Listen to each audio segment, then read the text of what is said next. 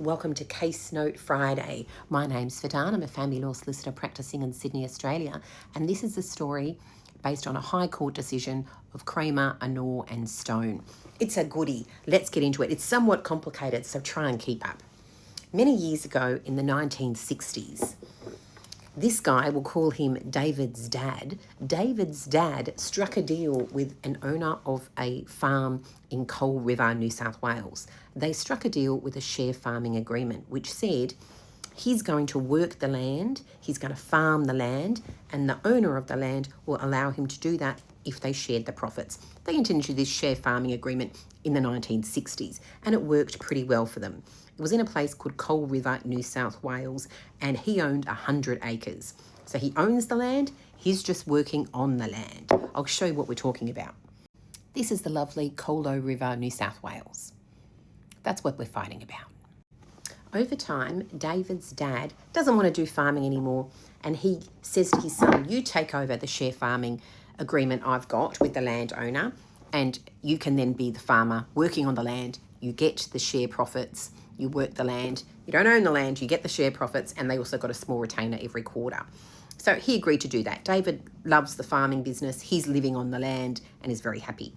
Now, ultimately, the landowner sells. He sells in the 1980s to this couple. We have Dr. Harry and Dame Leonie. They then own the farm.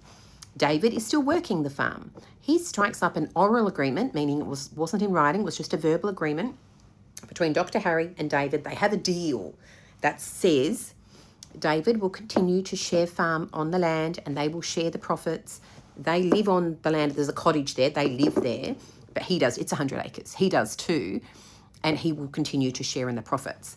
Now, Dr. Harry makes a promise, and we call this the first promise. He makes a promise to David that says, if you continue to work on the land and you continue to share farm in this business, I will give you a life interest in this business. This promise was made in the 1980s. A life interest is a legal term that says you won't own the land, but you will get to use the land for the remainder of your life and keep all of the profits, with the exception that his wife would get to still live in the cottage on that farm, but he would be able to earn all those profits. That was the first profit, right? That was the first promise.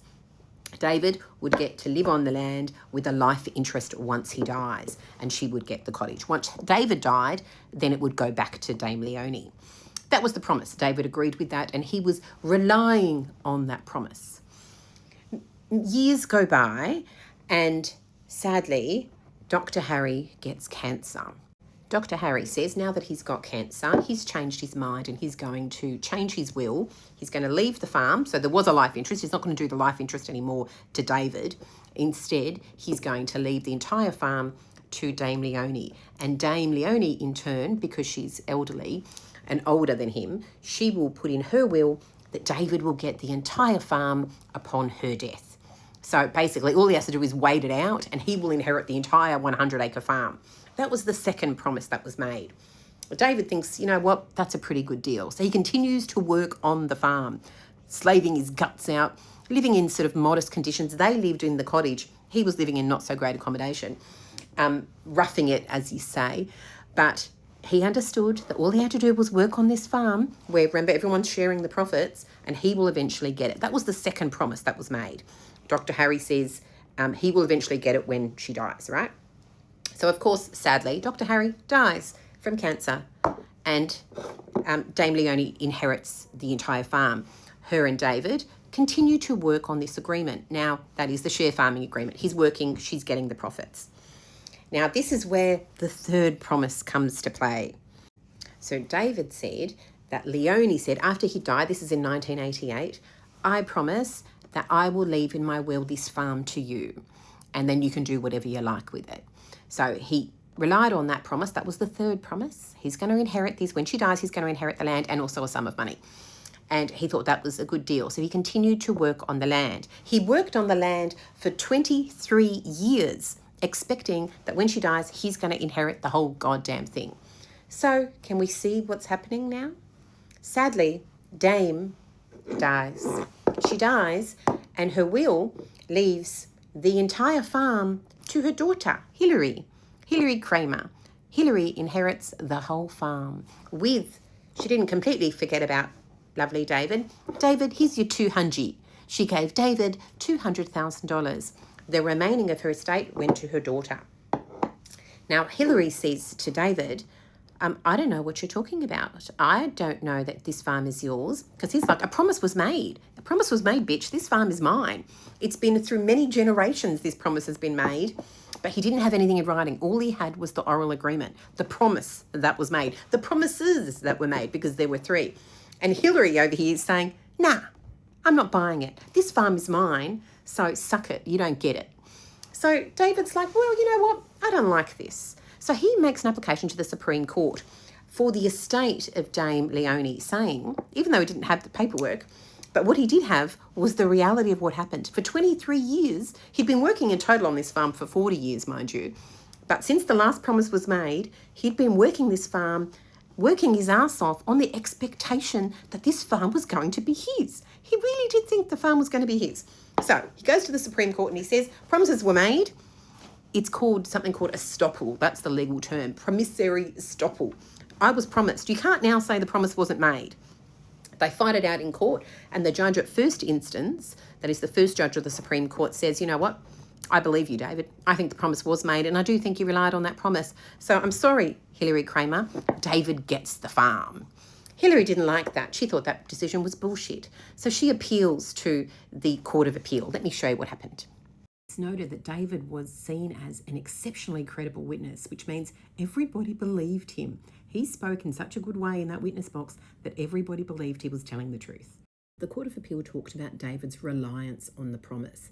The respondent, that's David, deposed to his reliance on the promise that he would inherit the property, namely he would not leave the property and he didn't pursue other employment elsewhere.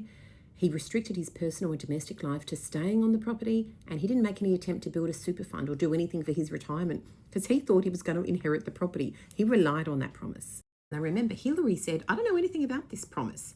So because she didn't know about it, was it meaningful? Did that matter? The court said no. The Court of Appeal said the weight of authority favours the conclusion that actual knowledge of the detrimental reliance is not required. It didn't matter that Hilary didn't know about it. The promise was made. He relied on the promise, and her own encouragement that he continued to work the farm was also seen as a relevant factor. So the appeal was dismissed. That wasn't the end of the story. The estate of the late Dame Leonie appealed to the High Court of Australia. They were granted special leave to appeal. So Hilary basically said, I don't like that decision. I'm appealing it, David. I want this farm. So the High Court reviewed all of the evidence and they discussed this notion of estoppel and said this is a clear estoppel case. There are 4 factors, legal factors, that must be satisfied. And in this case, all of them are there.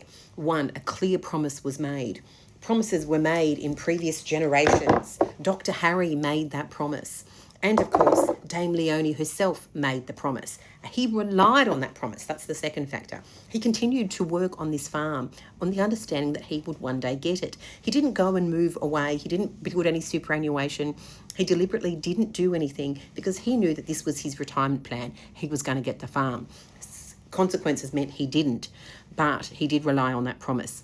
A reasonable person, this is the third factor, in David's position would have relied on that promise. And of course, the consequence of him, now that this has come about, the consequence is that he has, to his detriment, the promise was made to him and he suffered loss. He got $200,000 from the estate of the late Dame Leonie, and the original judge had said, you don't get that as well. You get the farm, you don't get the 200K. It was in lieu of the 200K. So he got the farm, but not the 200. The Court of Appeal agreed with that. He didn't get the 200 as well. And the High Court also dismissed the appeal and said, David gets this farm. You don't get it, madam. The promise was made. You can't go back on the promise. I love this decision. The primary judge held that Dame Leonie's promise gave rise to estoppel, entitling Mr. Stone, that's David, to the appropriate equitable relief. He didn't get the 200 as well, in lieu of the 200,000. It didn't matter that Leonie didn't know about it. It didn't matter that she didn't act in a way that was consistent with the agreement because those promises had been made before her. So David won. He got the farm. It was worth about $1.5 million, even though it was all based on an oral agreement, not a written one. So what a great decision. That's all from me. I'll see you next time.